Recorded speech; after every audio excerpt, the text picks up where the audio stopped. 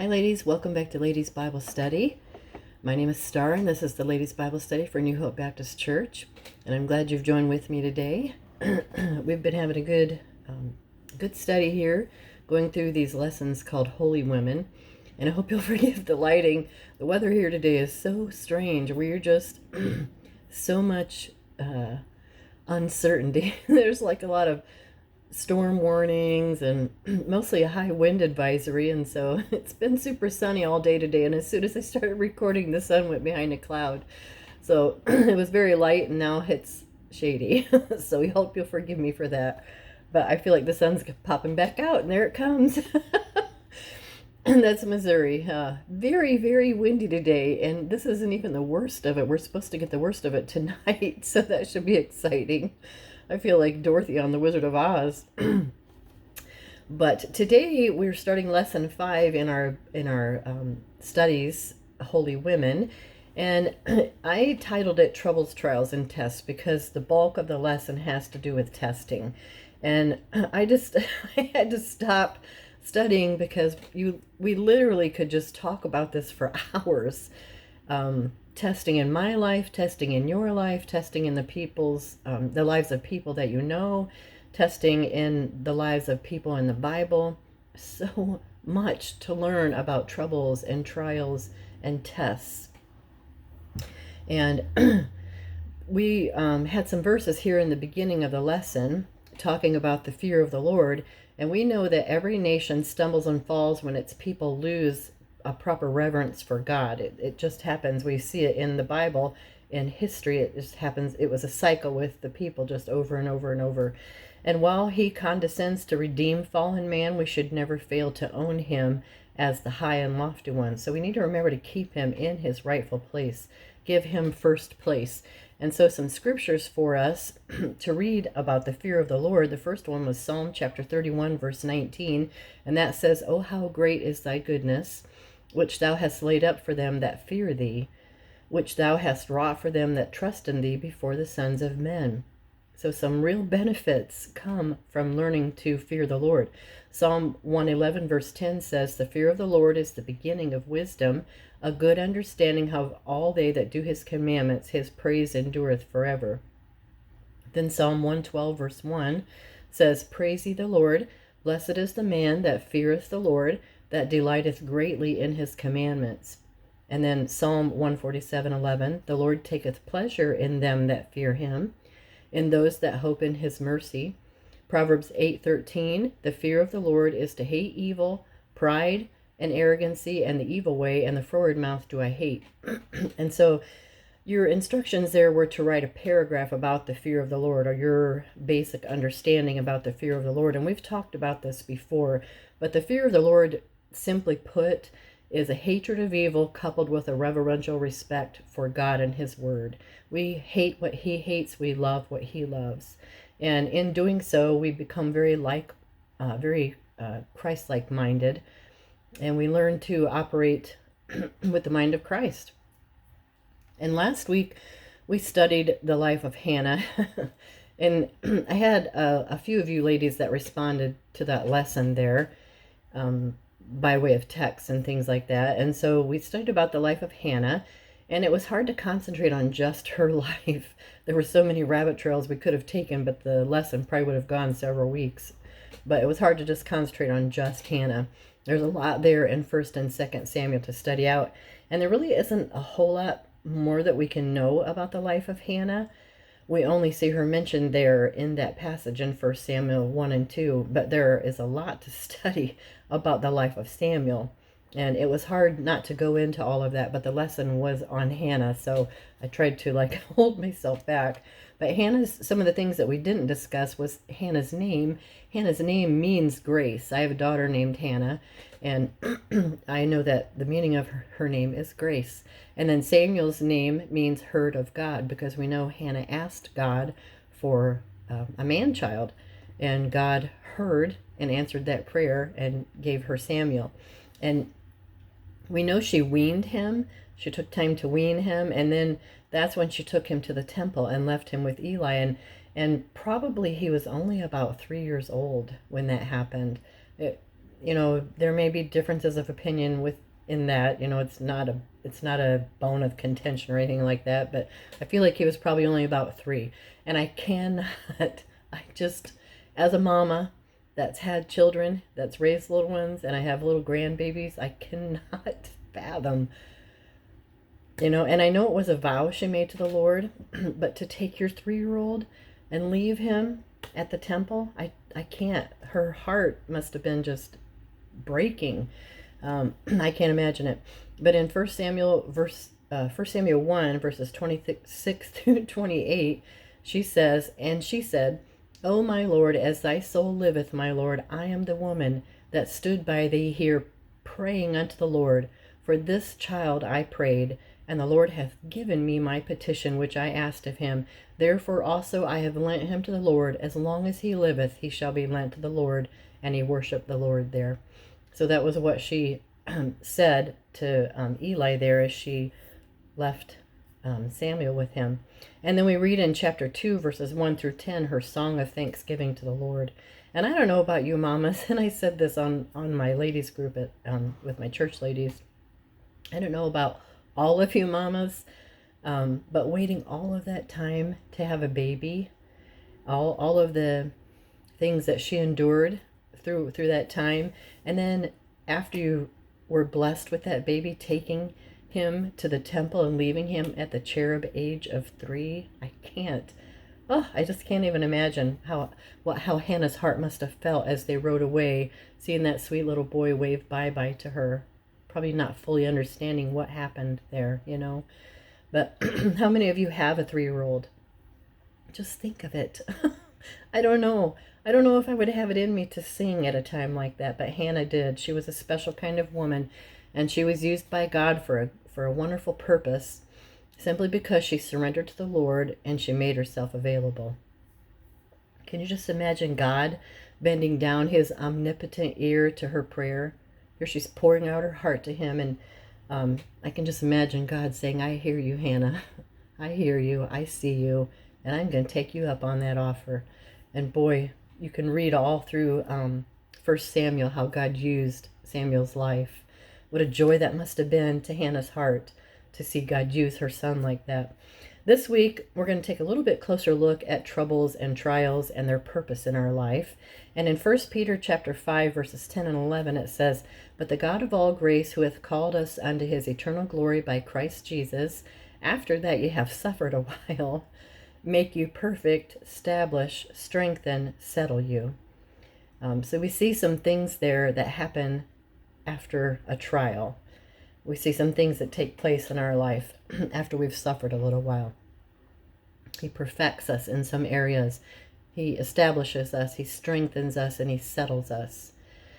And then verse 11 says, "To him be glory and dominion forever and ever." And God never really greatly uses someone until he greatly tests them, until he tests them deeply.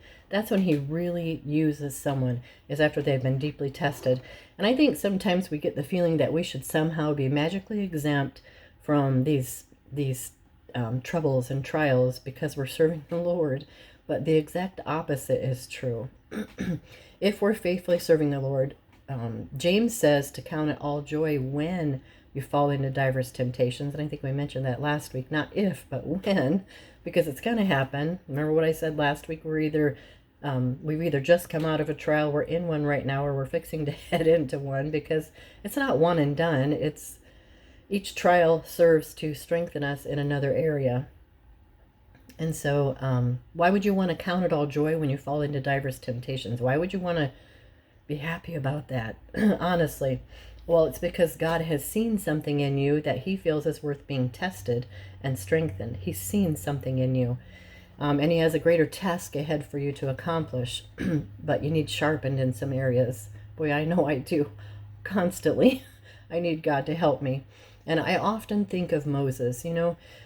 He spent 40 years in Egypt, living in finery, living in the palace, and then 40 years on the backside of the desert after he chose to suffer with his people. And he left Egypt and went to the desert. And so 40 years he spent on the backside of the desert. And I think, man, by then he was an 80-year-old man. What was it that God was waiting for? Why did he wait? I mean, can you imagine Moses leaving Egypt, choosing to suffer with his people after a year? Did he think, well, what's taking so long, God? I said I wanted to suffer with my people. I wanted to be a help to them. After 2 years, after 5 years, 10 years in, 20 years in, do you think he thought God had forgotten about him? 40 years on the backside of the desert before God spoke to him out of that burning bush and moved him to start the work that God had for him. And, by then he's an old man, but God said, okay, now you're ready for the task that I have for you, the task that lies ahead. Now you're ready. What was it God was waiting to see in his life that it was molding in him? I don't know.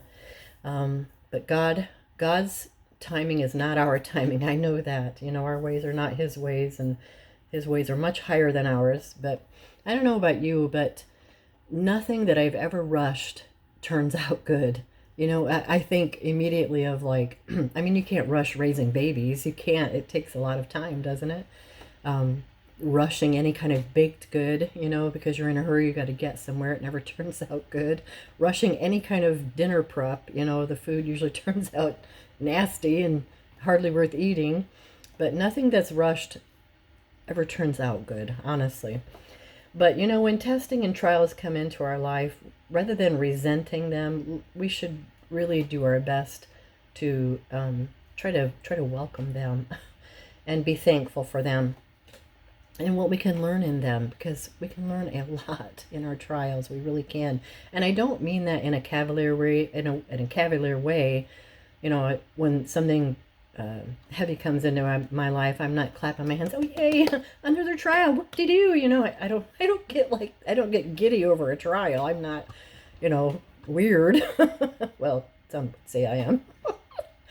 But I don't mean that in a cavalier way. But and I don't believe Job was all happy-go-lucky. When all that befell him happened in his life, he wasn't happy-go-lucky about it. In fact, in Job chapter 3, verse 3, Job actually says, "Let the day perish wherein I was born, and the night in which it was said, there is a man-child conceived." So basically what he's saying there is he wanted to die. So he wasn't all happy-go-lucky that all these things had befallen him. But in the end, he knew what the right response was in all of those trials. And in Job 13:15, he says, though he slay me, yet will I trust in him, but I will maintain mine own ways before him. And so he knew what his response should be. I can't even fathom. Every time I read through the book of Job, I can't fathom. And I meant to put this in here early when I was jotting down some notes, but I know a lot of times we're really hard on Job's wife, and what she says to him. Why don't you just curse God and die? But it's hard to watch a loved one suffer, isn't it? And how many of you have had a loved one, maybe on their deathbed, they're very close to going home to heaven, and you get down and you pray, Lord, please just take them on home. Just take them. Don't let them suffer anymore. I've prayed that for people that I love. And I feel like that was Job's wife's heart, was that if you just do that, then you'll be out of this pain and this misery, and you can be in heaven. You can just be gone and out of this. I really feel like that was her heart in the matter. And if you remember, those were her children too, and her houses. And so I think sometimes we're too hard on Job's wife just because of that one thing that we read that she says. But anyway, in any test, we have to remember to trust God. A test is a trial that's used by God to purify and prepare our heart. And remember that you're being tested, you're being prepared and purified for something greater ahead. It's not just for fun, it's to prepare you for something. There's always a purpose for it. Maybe you need to grow in some area, and maybe it's an area that only God knows about. You don't even realize that you need growth in this area, but God sees it and he wants to use you. And so here comes this trial or this test in your life to help you get that growth that you need. And resist the urge to Resist the urge to get downhearted when you fall into troubles and trials. I know it's easy to do that, especially if they're like hooked up like train cars. If they come one after the other, that could be a little difficult. And it's hard not to get discouraged and downhearted about them. Sometimes I, well, just thinking of my own son and his family in Ireland, they've had just continual bouts of sickness. And it's almost like they barely get better, and then something else comes and they're all sick again. And I know that's discouraging to them. And it's hard not to get down when, here comes more trouble and more trouble and more trouble. But we have to remember to resist the urge to get downhearted. And remember that God's goal for our life isn't happiness, but it's holiness. And He's much more interested in our character than He is in our comfort. He wants to shape our character. And in order for that to be molded, in order for our character to be properly molded, we have to go through a series of tests. It's not one and done. It's a series of tests. And He'll test you in lots of areas, and they're not intended to hurt you. Tests aren't intended to hurt us. They're intended to grow us, to strengthen us, and help us grow you and make you into the woman that God wants you to be so that He can use you in the areas that He wants to use you.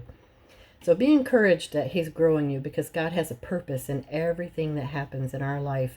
And at least you think that you've arrived after a heavy trial or a test. Remember, there will be more tests. Always remember that. There will be more tests. Each test is there to strengthen you in a different area. And you don't go to the gym to work out and just stay on one machine, do you? You just hit a plateau if you do that. Now, I would do that. I'd go to the gym and just be happy to stay on the treadmill. That would be me.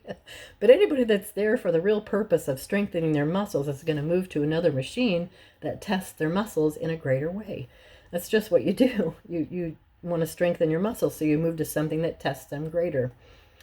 But you might be going through a heavy trial and think, I don't know how I'm going to make it through this one, and I can't possibly imagine something greater than this coming into my life. How am I ever going to make it? But you'll make it through. You will. You'll make it through this trial, and you'll make it through the next one, and the next one. You will. You'll make it through. God will be with you, and you'll do it by trusting God and His Word and remembering that He has a plan and a purpose in all of it. He's not forgotten you. He sees you. He knows right where you are. He does. He loves you, and He makes no mistakes. So He always has a plan and a purpose for our life. Have you or your children ever suffered with growing pains? I had those horribly when I was a child, and I can remember I would lay and cry from the pain, and my mother, she would come in and she'd tenderly rub my legs, and warm them up, and she would assure me that it was only growing pains and that it was going to be over soon, but I just couldn't understand. I couldn't understand as a child why growing up would cause so much pain. That just didn't make sense to me, But she was right. It did eventually end, and the pain of all that growing is just a distant memory.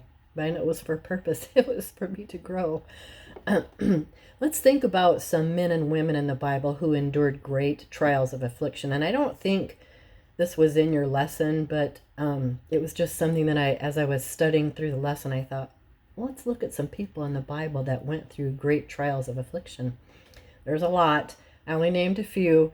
And so I thought this would be a good thing for me to throw out, and you could think about some that might come to mind that you could share with me. And so the first one I thought of automatically was Job. When you think of trials, I thought of Paul, but then I went immediately to Job. And so when I tossed that out to you, that might have been the first one that came to your mind too.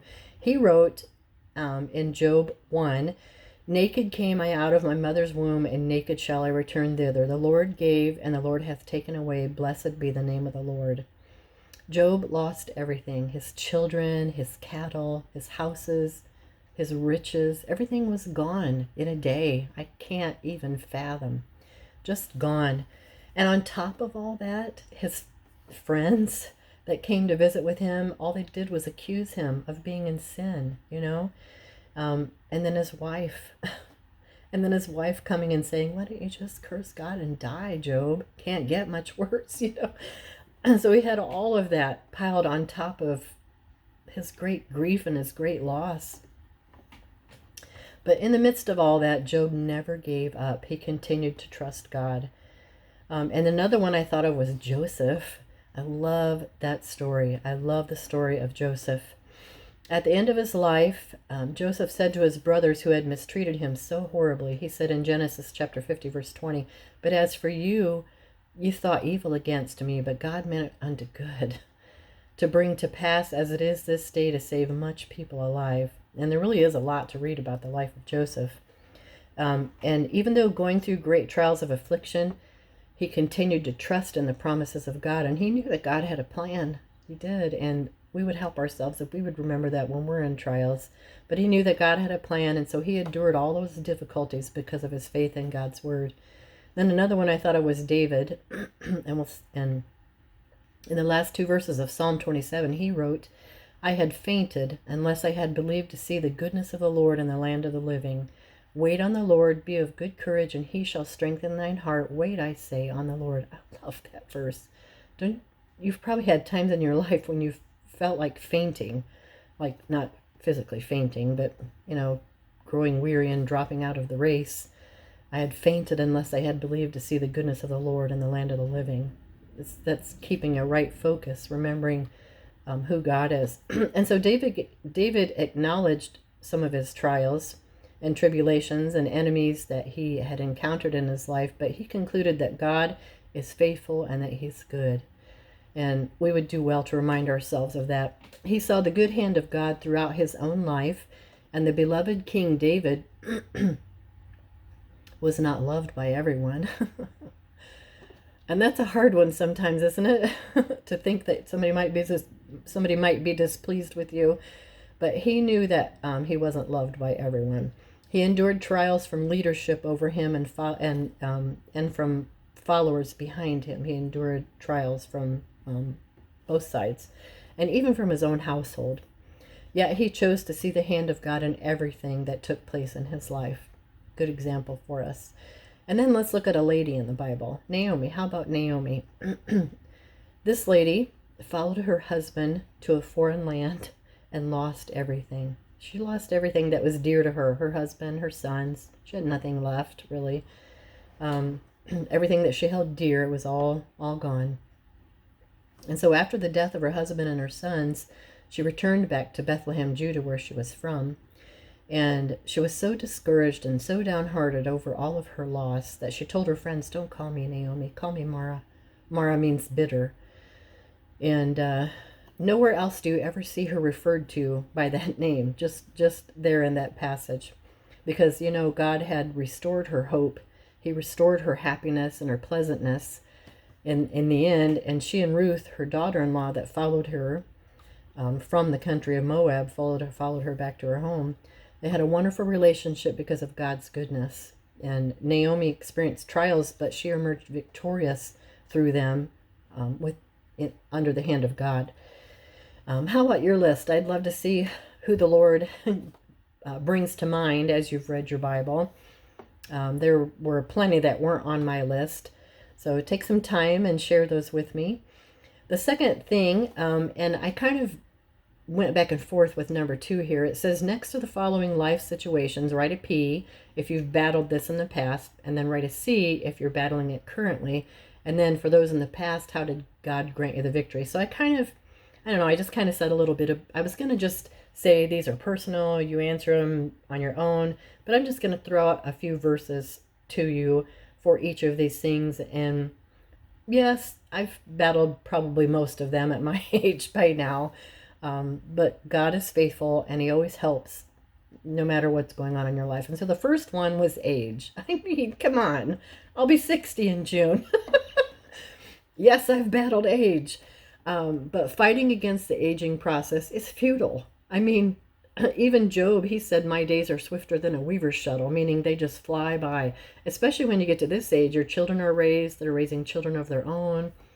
And you know that the average lifespan of a human is probably 70, 80 years old, and you think, well, I'm mostly dead, so I have battled age. Yes, I have. And the years just fly by, and before you know it, you reach your golden years and you realize it was a lie. The golden years are not so golden. they're full of pain and suffering and stiffness. And there's a lot of physical issues that you battle in age. And so that's something that I have to just learn to trust God for and do what I can as He helps me. I'm not saying I'm a cripple walking around the house with a walker or anything like that, but there are some days that are a challenge. Goodness gracious. The next one is health.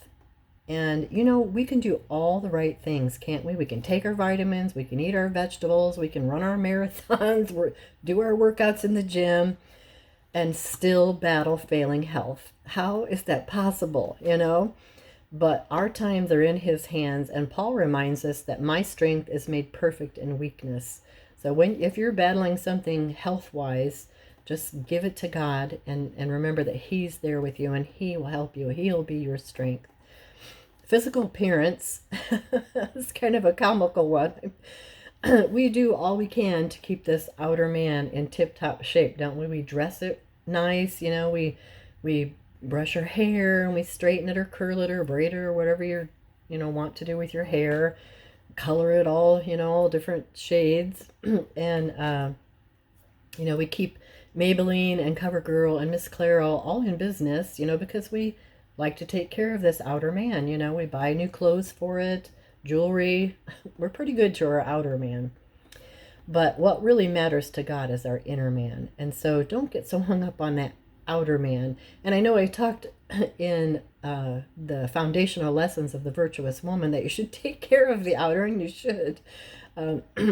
I feel like many times when a couple gets married, that girl, before they get married, man, she'll go to great lengths to stay up at night and make sure her hair is just right, curled just right, and every eyelash is separated just right, and makeup is just right before she sees her young man. And then they get married. And a few weeks into the marriage, you see him and you're like, oh, the makeup's not so important anymore. You've been busy or whatever, and now your hair's in a messy bun. And don't do that to your husband. Be the same lady that he fell in love with. If you took care of yourself and made yourself up pretty every day, do that still after marriage. That's so important. But this thing of physical appearance, God is more concerned with our inner man. And if your inner man is beautiful,